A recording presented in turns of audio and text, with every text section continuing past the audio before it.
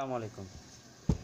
ঝাড়ফুঁক বা রুকিয়া আমাদের অনেকেরই ধারণা যে ঝাড়ফুঁক আমরা নিজেরা করতে পারবো না, এজন্য আমাদেরকে একজন হুজুরের কাছে যেতে হবে।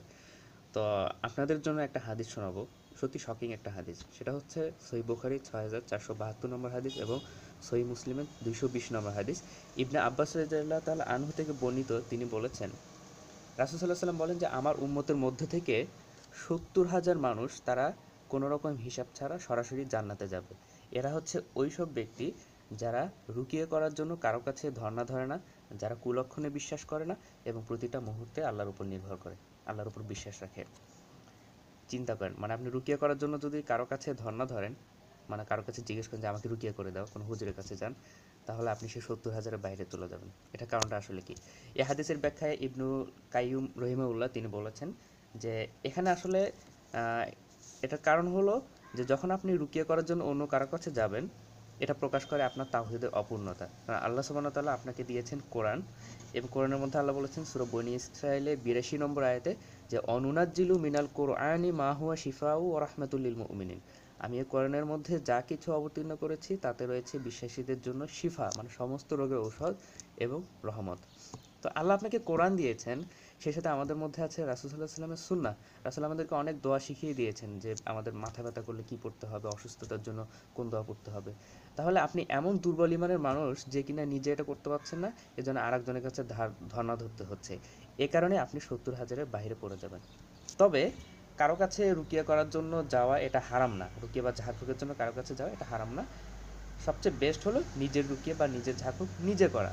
এখন কেউ যদি নাই পারে, অনেক মূর্খ মানুষ আছে তারা দোয়া কালাম জানে না, সেক্ষেত্রে সে যেতে পারে, এটা হারাম হবে না। কারণ এই হাদিসের ব্যাখ্যাতেই বিনবাজ রহিমাউল্লাহ তিনি বলেছেন যে এটা আসলে হারাম নয়। তবে এটা এই হাদিসটা প্রকাশ করছে যে নিজের রুকিয়া নিজে করাটা হচ্ছে বেস্ট। এখন প্রশ্ন হলো যে আমরা ঝাড়ফুঁকটা কীভাবে করব। তো আপনাদেরকে মনে রাখতে হবে যে ঝাড়ফুঁকের মূল নীতি হচ্ছে আপনাকে কোরআন তেলাওয়াত করতে হবে। আপনার সুস্থতার উদ্দেশ্যে আপনি কোরআন তেলাওয়াত করবেন, এটাই হচ্ছে মূল ব্যাপার।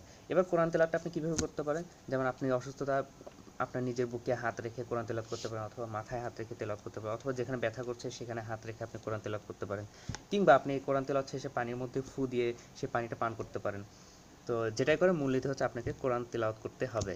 তো কোরআনের কোন আয়াতগুলো আমি তিলাওয়াত করব, এটা আসলে সমগ্র কোরআনটাই আমাদের জন্য শিফা। আপনার যেখান থেকে মুখস্থ সেখান থেকে পড়বেন। কতবার পড়তে হবে এই সংখ্যাটাও নির্দিষ্ট না, আপনি একবার পড়েন, দুইবার পড়েন, মূল নীতি হচ্ছে আপনি যতবার পড়বেন তত বেশি ইফেক্ট পাবেন। তো সাধারণত প্র্যাকটিশনাররা ৭ সংখ্যা ব্যবহার করে, যে ৭ বার কিংবা ১১ বার, হতে পারে ৭০ বার, ১০০ বার। এটা আপনার যতটুকু সম্ভব আপনি তত বেশি করে পড়বেন, এটা কোনো ব্যাপার না। এরপর আপনি কোরআনের কোন আয়াতগুলো তেলাওয়াত করবেন?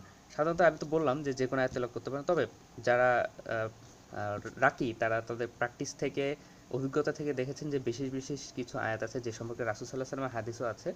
এসব আয়াতের উপর বেশি ইফেক্টিভ আমরা ফল পাই। তার মধ্যে সূরা ফাতিহা, সূরা বাকারার ১ থেকে ৫ নম্বর আয়াত, সূরা বাকারার ১০২ নম্বর আয়াত, সূরা বাকারার ২৫৫ নম্বর আয়াত, যেটাকে আমরা আয়াতুল কুরসি হিসেবে চিনি। এছাড়াও সূরা বাকারার ২৮৫ এবং ২৮৬ নম্বর আয়াত। এছাড়া সূরা মুমিনুনের ১১৫ থেকে ১১৮ নম্বর আয়াত। এই যে স্পেসিফিক যে আয়াতগুলো, সূরা নাস, ফালাক, ইখলাস, এই যে আয়াতগুলো, এগুলো আপনি রিসাইট করবেন, যে কোনো সংখ্যা করেন, করে ফু দেবেন বা হাত রেখে তিলাওয়াত করেন, যেটাই করেন সেটা আপনার জন্য রুকিয়া হিসেবে কাজ করবে। এবার আমি দেখাবো যে কীভাবে ফু দেবেন, বা রুকিয়া ওয়াটার কিংবা রুকিয়া মানে মধুতে ফু দিয়ে সেই মধুটা খাবেন। সেটা হতে পারে তেল, হতে পারে। যেমন আমার কাছে মধু দেখতে পাচ্ছেন, আমি করব কি, এই মধুর এই এটা মুখাটা খুলে সামনে নেব। সামনে নিয়ে আউযুবিল্লাহি মিনাশ শাইতানির রাজিম বিসমিল্লাহির রহমানির রহিম আলহামদুলিল্লাহি রব্বিল আলামিন, এভাবে আমি সমগ্র সূরা ফাতিহাটা পড়ব। পরপর এখানে কিন্তু আমি ফু দিচ্ছি না, আবার থুতুও ফেলছি না, দুইটার মাঝখানে থু থু থু। আসলে যে এটাই হতে হবে তা না, আপনি যদি ফু দেন এটাও হবে। আর যদি আপনি ফু নাও দেন, শুধু আপনি তেলাওয়াত করে নিজের উপর রিসাইট করেন, সেটাও হবে। তো আমরা যেহেতু পানি তৈরি করছি সেহেতু এখানে ফু দিতে হবে। তো আমরা ফু দিলাম। ফু কি ৩ বার দেবো না ১ বার দেবো? আপনি ১ বার দেন, ৩ বার দেন, এটা কোনো ব্যাপার না, ফু দিলেই হয়ে যাচ্ছে। এবার সূরা ফাতিহা পড়লেন, আপনি ১ বার পরে ফু দিতে পারেন অথবা ৭ বার পরে ফু দিতে পারেন। এবার সেই সাথে আপনার শুধু সূরা ফাতিহা না, এর পাশাপাশি আপনার যতগুলো আয়াত মুখস্থ আছে, যেমন আয়াতুল কুরসি পড়তে পারেন, ৭ বার পড়তে পারেন, ১১ বার পড়তে পারেন, আপনার যতবার মন চায় পড়েন। যত বেশি পড়বেন তত ইফেক্টিভ। কেমন? সূরা নাস, ফালাক পড়েন। এভাবে পড়ে আমরা এই পানিটাকে তৈরি করব। এবার আরেকটা ব্যাপার হচ্ছে, মনে করেন আপনি সূরা ফাতিহা পড়লেন, সূরা ফাতিহা পড়ে ৩ বার ফু দিলেন। এবার আয়াতুল কুরসি পড়লেন, প্রত্যেকটাই এভাবে দিলেন, সেটা যেমন ইফেক্টিভ হবে। আর ঠিক একইভাবে আপনি যদি মুখটা সামনে নিয়ে প্রত্যেকটা রিসাইটেশন করেন, এই ভাইব্রেশনটা এর মধ্যে যাবে, এই ভাইব্রেশনের একটা ইফেক্ট থাকবে। এটা আরও বেশি রিকমেন্ডেড। হ্যাঁ, তো আপনি এক বোল পানি নিলেন, পানির মধ্যে হাত ঢুকে দিলেন, আপনার হাতের কবজি পর্যন্ত আপনি দেওয়ার পর আপনি রিসাইট করতে থাকেন, সেটা যেমন ইফেক্টিভ হবে। অথবা আপনি তেলাওয়াত করে ফু দেন, এগুলো প্রত্যেকটাই আসলে ঝাড়ফুঁকের জন্য তৈরি হয়ে গেল। এটা আপনার জিন সংক্রান্ত চিকিৎসা থেকে শুরু করে যে কোনো ধরনের চিকিৎসা আমরা এগুলো ব্যবহার করতে পারি। তা এগুলো আসলে আমরা নিজেদের প্রয়োজনে নিজেরা করব। আমরা মুসলিম হিসেবে আল্লাহ সুবহানাহু ওয়া তাআলা আমাদেরকে একটা এক্সট্রা পুরস্কার দিয়েছেন, সেটা হচ্ছে কোরআন আমাদের জন্য বিশাল একটা মজেজা। এটা একটা লিভিং মিরাকেল কিয়ামতের আগ পর্যন্ত। তাই কোরআনের মাধ্যমে আমরা সুস্থতা নেব। আমাদের কাছে কোরআন আছে, তাহলে আমরা কেন সুস্থতা নেব না? তো আসলে কোরআন হচ্ছে একটা তরবারির মতো। তরবারি সবার কাছেই আছে, কিন্তু সেই তরবারি চালানোর যে শক্তি অর্থাৎ ঈমান, সেই ঈমানটা সবার কাছে নাই। তো আল্লাহ আমাদের সবাইকে এই কোরআনের মাধ্যমে চিকিৎসা করার এবং এর মাধ্যমে সুস্থতা লাভের তৌফিক দান করুন।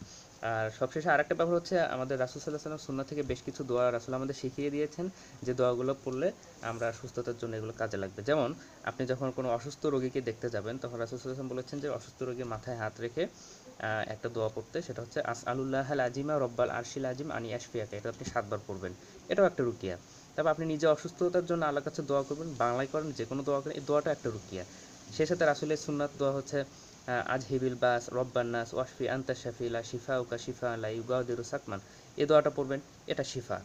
তো এভাবে আমরা প্রতিটা মুহূর্তে আমরা নিজেরা নিজেদের ব্যাপারে সচেতন থাকলে ইনশাআল্লাহ আমাদেরকে অন্য কারো কাছে যাইতে হবে না, আমরা নিজেরাই নিজেদের এই ঝাড়ফুঁকগুলো করতে পারবো। এটাই হচ্ছে রিকমেন্ডেড এবং এটাই হচ্ছে বেস্ট।